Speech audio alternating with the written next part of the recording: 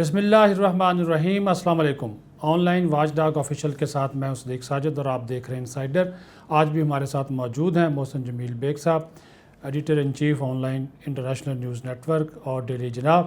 اور آج دو ایشوز پہ بات ہوگی، اور ایک تو بڑھتی ہوئی مہنگائی، اس کی وجوہات، اور حکومت مہنگائی پر کنٹرول حاصل کرنے میں کیوں کامیاب جو ہے وہ نہیں ہو رہی۔ پھر مسلم لیگ کاف کے جو تحفظات ہیں اس کے اوپر جو ہے وہ گفتگو ہوگی، اور کیوں جو ہے وہ بزدار حکومت کے لیے مشکلات بڑھتی جا رہی ہیں، اور کیا واقعی پرویز الہی جو ہیں وہ ایک نئے فارورڈ بلاک کی سربراہی کرنے جا رہے ہیں۔ تو براہ راست چلتے ہیں محسن جمیل بیگ صاحب کے پاس۔ سر، بہت شکریہ آپ کے وقت دینے کا۔ بڑھتی ہوئی مہنگائی، آپ نے عید پر بھی دیکھا کہ اشیاء خورد و نوش کی جو قیمتیں ہیں اس میں بہت زیادہ اضافہ ہوا، اور آٹے، چینی اور گندم کی قیمتوں میں تو اضافہ رکنے کو ہی نہیں آ رہا۔ تمام تر رپورٹس کے باوجود، وزیر اعظم کے ایکشن کے باوجود، یہ جو معاملہ ہے یہ حکومت کے ہاتھ سے نکلتا ہوا دکھائی دے رہا ہے۔ تو زمینی حقائق کچھ اور ہیں، حکومتی اقدامات کچھ اور ہیں، اعلانات کچھ اور ہیں، آپ اس پر کیا کہیں گے؟ بہت شکریہ صدیق صاحب۔ بیسیکلی جو گورننس ہے وہ جس طریقے سے ہونی چاہیے تھی ساری چیزوں کو مینیج کرنے کی، وہ نہیں ہو پا رہی۔ فیڈرل گورنمنٹ کے جو وزراء ہیں وہ بلیم گیم پہ زیادہ توجہ دی ہوئی ہے، پریس کانفرنسز پہ، لیکن پرائس کنٹرول کمیٹیز یا گورنمنٹ کا فلو آف چیزوں کا جو فلو ہے وہ اس طریقے سے نہیں ہے۔ کچھ لوگ گورنمنٹ میں بیٹھے ہوئے فیصلے ایسے کرتے ہیں جو اپنے پروفٹ، اپنے گیم کے لیے سارا یہ دھندا کر رہے ہیں، اس وجہ سے مہنگائی۔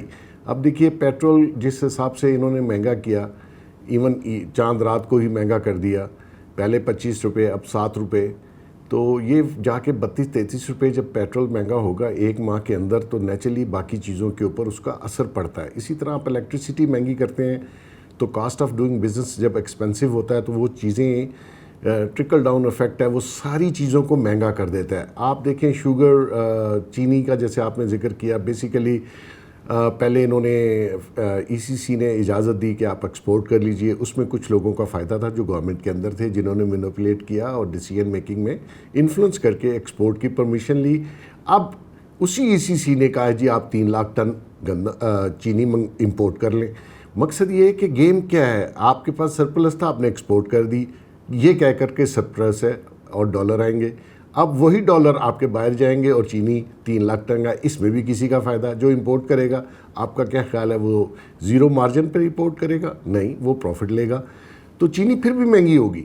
مقصد یہ ہے کہ کوئی پالیسی نظر نہیں آ رہی، یا تو وہ خان صاحب کو مشورہ دینے والے لوگ غلط مشورہ دے رہے ہیں، کیونکہ خان صاحب اس طریقے سے بزنس کی جو نیٹی گریٹی ہے وہ نہیں جانتے۔ اندر جو ایڈوائزر حضرات ہیں وہ اپنے دھندے اور پیسے کا استعمال کر رہے ہیں، اپنا انفلوئنس استعمال کر کے اپنے بزنس کو پروموٹ کر رہے ہیں۔ تو یہ چیزیں میں نہیں سمجھتا کہ آنے والے دنوں میں بھی کنٹرول ہوں گی۔ اب مہنگائی پورے ان کے ٹرنیور میں جو ہوئی ہے اس کی پیک آ گئی ہوئی ہے۔ یہ کہتے ہیں 9.5 اور 9.3% چیزیں مہنگی ہوئی، میں سمجھتا ہوں چیزیں 20 سے 22% مہنگی ہوئی ہیں، اور لوگوں کا آلریڈی بزنسز اور روزگار یا جابز اس طریقے سے نہیں ہے، انکم نہیں بڑھی، انکم کم ہوئی، اس وجہ سے بھی لوگوں کو فیل ہوتا ہے یہ جتنی مہنگائی آپ کر رہے ہیں یا ہو رہی ہے اور چیزیں دستیاب نہیں ہیں، تو نیچرلی لوگوں کو اس کا افیکٹ پڑتا ہے۔ اچھا سر، جو وفاقی وزیر ہیں برائے نیشنل فوڈ سیکیورٹی فخر امام، انہوں نے تو اس گندم اور آٹے کی قیمتوں میں اضافے کی تمام تر ذمہ داری سندھ حکومت پر ڈال دی۔ یہ آپ کیا سمجھتے ہیں کہ یہ اپنی ذمہ داری سے جان چھڑانے کی کوشش ہے، یا واقعی کوئی صورتحال ایسی ہے؟ آپ کی بات ٹھیک ہے صدیق صاحب، بیسیکلی اپنی نااہلی چھپانے کے لیے اس وقت پورے پاکستان میں ایک ہی گورنمنٹ ایسی ہے جو ان کے اپوننٹس کی ہے، وہ سندھ گورنمنٹ ہے۔ یہ سارا بلیم، ہر چیز کا بلیم ان کے اوپر ڈال رہے ہیں، جو میری سمجھ سے باہر ہے کہ آپ کیسے یہ بلیم گیم کر سکتے ہیں۔ ایک پروونس جو کہ چھوٹا صوبہ ہے اور سندھ، اگر وہاں پہ بھی گندم کا بحران آپ نے کہا جی انہوں نے پیدا کیا ہے، تو میری سمجھ سے باہر ہے کہ پھر پشاور میں یا پنجاب میں یا اسلام آباد میں آٹا مہنگا کیوں ہے، آٹے کی شارٹیج کیوں ہے، تو یہاں تو سندھ گورنمنٹ نہیں ہے۔ مقصد یہ ہے کہ ساری چیز آپ ضرور بلیم گیم کیجئے، ان کا بھی فالٹ ہوگا، اس میں کوئی شک نہیں ہے کہ سندھ گورنمنٹ بھی کوئی بہت آئیڈیل گورنمنٹ نہیں ہے، لیکن ساری چیزوں کا بلیم آپ ان کو دے کے بری ذمہ نہیں ہو سکتے پورے پاکستان میں.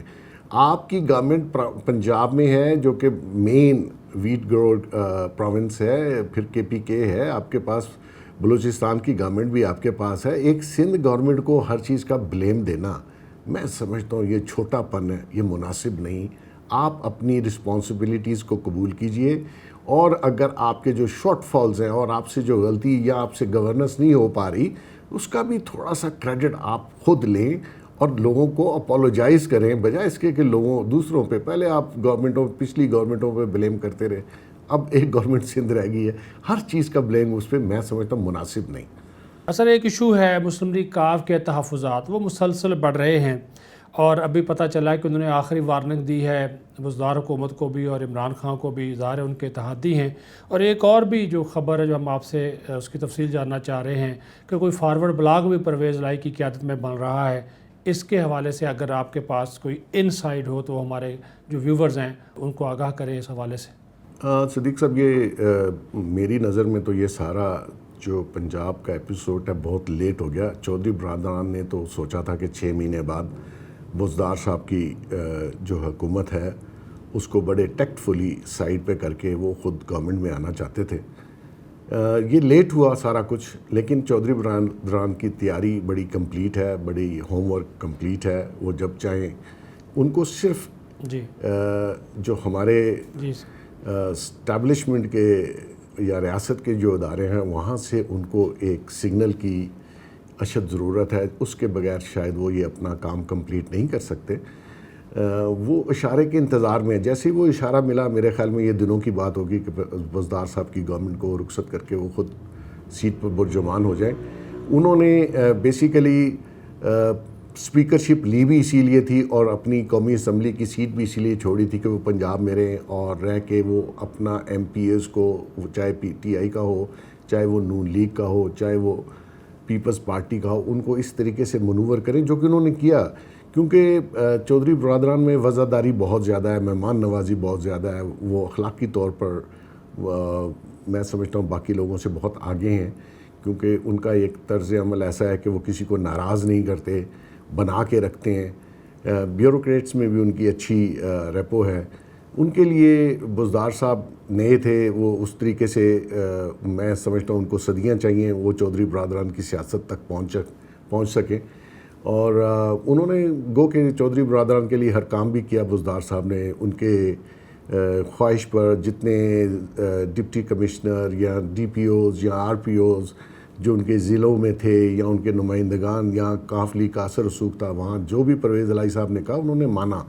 لیکن خود گورننس ہاتھ میں رکھنا اور کسی سے کروانا یہ دو مختلف چیزیں ہیں. پرویز الہی صاحب کی ہمیشہ یہ خواہش رہی کہ وہ پنجاب میں حکمران رہے. لاسٹ انہوں نے 5 سال مشرف صاحب کے جب دور میں وزیر اعلیٰ پنجاب گزارے تو اس میں بہت ساری کرپشن کی کہانیاں بھی ہیں. میں سمجھتا ہوں کہ انہوں نے مال کمایا, میں سمجھتا ہوں کہ انہوں نے بہت سارے کام ایسے کیے جو کہ پرویز مشرف صاحب کی نسبت سے ان کے گلے میں جا کے پڑ گئے, جو کہ چودھری برادران نے ہی کیے. لیکن یہ ایک اپرچونٹی ہے ان کے لیے پنجاب گورنمنٹ لینا, اور میں سمجھتا ہوں اگر ان کو سگنل مل گیا تو یہ دنوں کی بات ہوگی کہ وہ بزدار گورنمنٹ کو ٹاپل کریں اور آ جائیں. اور ان کو میں سمجھتا ہوں کہ کافی تعداد میں MPs سپورٹ بھی کریں گے کیونکہ ان کا اثر رسوخ ہے. وہ چودھری پرویز الہی صاحب ایک بات کہتے ہوتے ہیں کہ ہم لوگ کھرپا کرتے ہیں. کھرپا پنجابی میں اس چیز کو کہتے ہیں جس سے آپ گوڈی کرتے ہیں. وہ کہتے ہیں کہ میں کھرپے سے تناور درخت کو 6 مہینے میں اس کی شاخیں کاٹ کے اس کو اس قابل کر دیتا ہوں کہ اس کو سوائے آپ کو گرانے کے اور کوئی مقصد نہیں رہتا. انہوں نے کھرپا کیا ہوا ہے بہت عرصے سے, وہ دے آر ریڈی. تو مقصد صرف اتنا ہے کہ پنجاب میں اگر یہ ووٹ آف نو کانفیڈنس ہوتا ہے, اور ووٹ آف کانفیڈنس لینا میں سمجھتا ہوں, دیکھیں جب بزدار صاحب نے ووٹ آف کانفیڈنس لیا تو جب چودھری صاحب بنے اسپیکر تو ان کو بزدار کے ووٹوں سے زیادہ ووٹ ملے, تو اس کا مطلب ہے کوئی اور لوگ بھی ان کو ووٹ دینے کے لیے تیار تھے. تو یہ صرف it's a matter of time. اگر باجوہ صاحب وہاں پہ ہیں, آئی ڈونٹ نو کیا میٹنگز ہوں گی کیا نہیں ہوں گی, اگر ہلکا سا بھی سگنل مل گیا تو چودھری برادران کے لیے بزدار صاحب کو رخصت کرنا بیک ٹو دا پویلین کوئی بڑی بات نہیں ہے. اثر ایک آخری جو سوال ہے آپ سے، وہ سوال تو نہیں ہے، آپ کو مبارکباد دینی ہے کہ گزشتہ 2 سے 3 پروگراموں میں آپ نے مسلسل آواز اٹھائی تھی معاونین خصوصی کے حوالے سے، ان کی کارکردگی کے حوالے سے، مفادات کے ٹکراؤ کے حوالے سے، تو آپ کو مبارک ہو کہ تانیہ دروس اور ظفر مرزا وہ تو چلے گئے ہیں، تو کیا آپ سمجھتے ہیں کہ باقی بھی جو ہے آپ اسی وجہ سے جا سکتے ہیں، ان کو بھی فارغ کیا جا سکتا ہے کیونکہ پرفارمنس تو آپ کے سامنے ہے؟ صدیق صاحب بیسیکلی میں ایڈوائزرز کے مخالف نہیں ہوں، اگر اچھے پروفیشنل لوگ ہوں جو گورنمنٹ کو سپورٹ کر سکیں اور ایک بہتر انداز میں مشورہ دے سکیں. لیکن یہاں پہ بدقسمتی ہے خان صاحب کی کہ ان کی گورنمنٹ میں جتنے بھی ایڈوائزرز پروفیشنلز رکھے گئے وہ آ کے انہوں نے اپنا بزنس سنبھال لیا. ظفر مرزا صاحب پہ جو بھی ایلیگیشن ہے میں اس کو دہرانا نہیں چاہتا، لیکن اربوں روپے کی گیم ڈالی گئی. کیبنٹ میں یہ ڈیسائیڈ ہو گیا کہ انڈیا سے ہم میڈیسنز نہیں منگوائیں گے، لیکن وہ آج دن تک آتی نہیں، اس کا نوٹیفیکیشن مرزا صاحب نے جاری نہیں کیا. اس کے پیچھے کیا مفاد تھا آئی ڈونٹ نو. مقصد یہ ہے کہ اب بھی جیسے رزاق داؤد صاحب ہیں، ندیم بابر صاحب ہیں، آئی پی پیز میں ندیم بابر صاحب نے جو کچھ کیا، پیٹرول کی پرائس میں جو کچھ کیا، آئی پی پیز کی رپورٹ نہیں بننے دی. آئی پی پیز رپورٹ کے اوپر جو کمیٹی بنی اس میں اپنا ایک نامینیٹڈ بندہ اس کو لا کے ایس پی ایم بنا دیا گیا. مقصد یہ ہے کہ یہ جو 2-4 ایڈوائزر ہیں یہ پیورلی جوائن کیا انہوں نے اپنے دھندے کو فروغ دینے کے لیے. اور رزاق داؤد صاحب بھی جو کچھ کمالات کر رہے ہیں وہ اٹس میرے خیال میں چند دنوں کی بات ہے، وہ منظر عام پہ آ جائیں گے. اربوں روپے کی گیمیں ہیں، تو یہ بھی زیادہ دیر نہیں چل سکیں گے. نیب کیونکہ ان کے اوپر خاموش ہے اور نیب جو ہے وہ کوئی ایسا کام نہیں کرنا چاہتی جو خان صاحب کے مرضی کے خلاف ہو، تو وہ چیئرمین صاحب کو گو ہیڈ چاہیے. ادروائز کیسز اور جو چیزیں ہیں وہ سب کے سامنے ہیں. بہت شکریہ سر آپ کے وقت دینے کا. ویورز آپ نے گفتگو سنی محسن جمیل بیگ صاحب کی، انہوں نے واقعی اندر کی خبریں جو ہیں وہ دی ہیں، خاص طور پر مسلم لیگ کاف کے حوالے سے، اور جو انہوں نے لفظ استعمال کیا ہے کھرپے کا، یہ تو کھرپا کب استعمال ہوگا اس حوالے سے آپ نے لازمی آئندہ آنے والے دنوں میں بھی انسائیڈر جو ہے وہ دیکھنا ہے. اور ہمارے چینل کو سبسکرائب کریں، لائک کریں، کومنٹس کریں. آپ کا بہت شکریہ. اللہ حافظ.